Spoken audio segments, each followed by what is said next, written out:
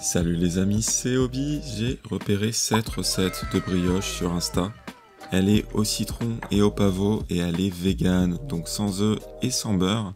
Et franchement, c'est un gros kiff, elle est super bonne. Alors j'ai décidé de vous partager la recette et mes petites astuces spéciales brioche pour la réussir. La première étape étant bien sûr de choisir sa levure boulangère. En effet, il en existe 3 types différents. Moi, j'utilise la levure sèche traditionnelle. Si vous utilisez de la levure fraîche ou de la instantanée, référez-vous à la description sous cette vidéo pour la quantité et le mode opératoire qui seront légèrement différents. Ici, je vais vous montrer avec la levure sèche traditionnelle donc. Pour ça, commencez par prendre 200 ml de lait. Moi j'utilise du lait de soja, mais vous pouvez utiliser du lait classique si vous préférez.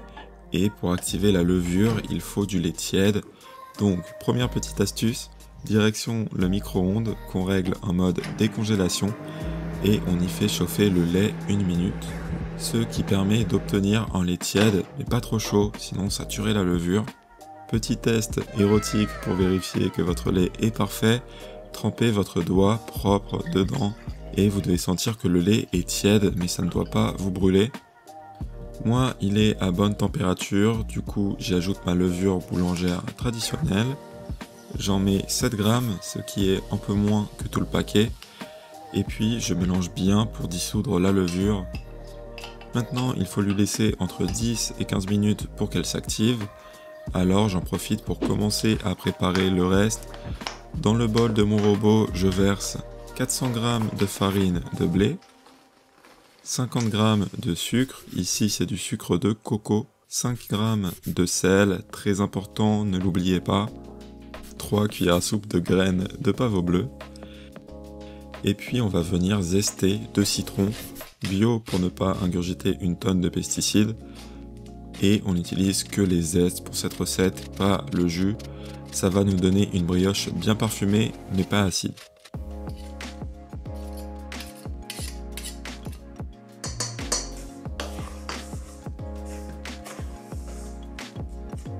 Après avoir légèrement mélangé le tout, on retourne à notre levure.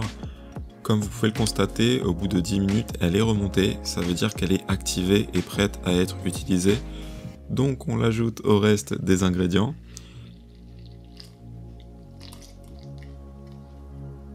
Puis on va venir placer notre bol dans le robot pétrin équipé du crochet. Et à moins d'être un expert, je vous déconseille d'essayer sans robot, ça risque d'être un échec, voilà, je préfère vous prévenir. On pétrit 3 minutes à vitesse 1.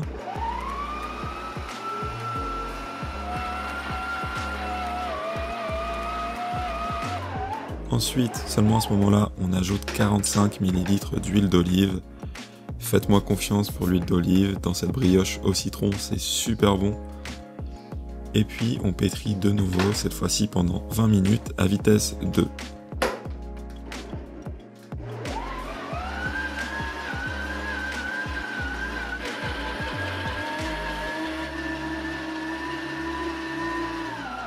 Au bout de 20 minutes, on arrête le robot et puis on décroche la pâte.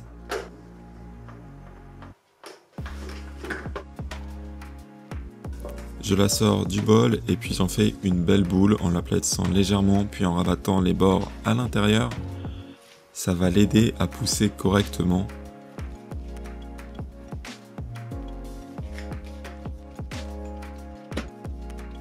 Et je fais le deuxième test érotique de cette vidéo, décidément. En fait, en plaçant le doigt comme ça, on vérifie que la pâte rebondit bien et qu'elle est bien pétrie. Donc pour nous, c'est bon. J'huile légèrement le bol du robot pour ne pas que la pâte accroche.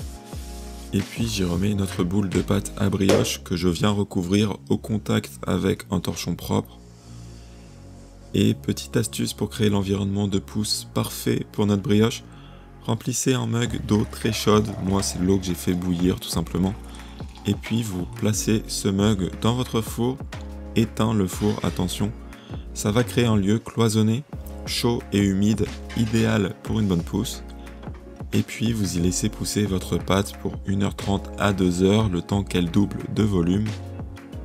Pendant que notre brioche pousse, avant de vous délivrer mes derniers secrets, Sachez que vous pouvez débloquer du contenu exclusif, dont des recettes et des e-books de recettes privées en soutenant cette chaîne YouTube.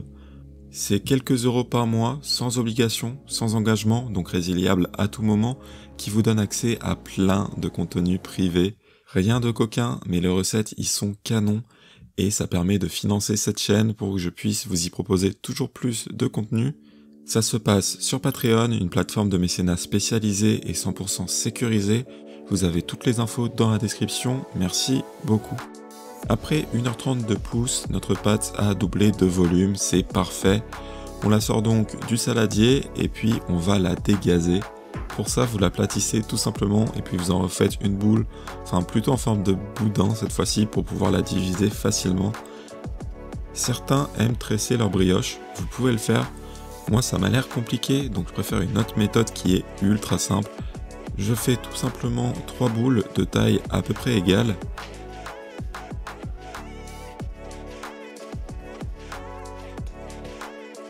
Je prends un moule à cake que j'huile et farine pour ne pas que ça accroche.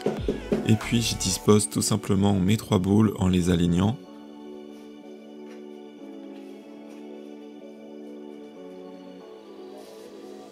On recouvre du torchon et ça part pour une deuxième pousse entre 30 minutes et 1 heure, le temps que ça double de nouveau de volume.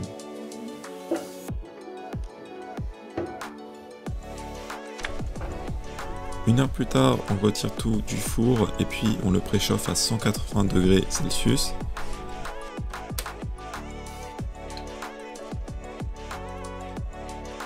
Comme vous pouvez le constater, notre pâte a bien doublé de volume, elle est magnifique. Pour une dorure végétale express, mélangez du lait végétal et du sirop d'agave. Et venez tout simplement badigeonner cette préparation sur le dessus de la brioche avec un pinceau. Et puis ça part au four pour entre 30 et 35 minutes de cuisson à surveiller.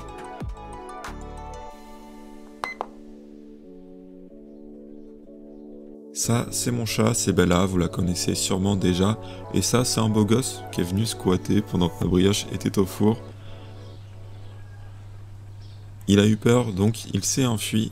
Et Bella a l'air très concernée. Non, pas du tout. En fait, elle s'en fout. Donc au bout d'une demi-heure, j'ai sorti ma brioche parce qu'elle commençait à être bien bronzée. Et à ce moment-là, vous voulez, alors sans vous brûler, attention, la démouler et la laisser refroidir sur une grille. À ce qui paraît, pour voir si une brioche est réussie, ça ne se découpe pas, ça se déchire. Donc on va essayer. C'est malade.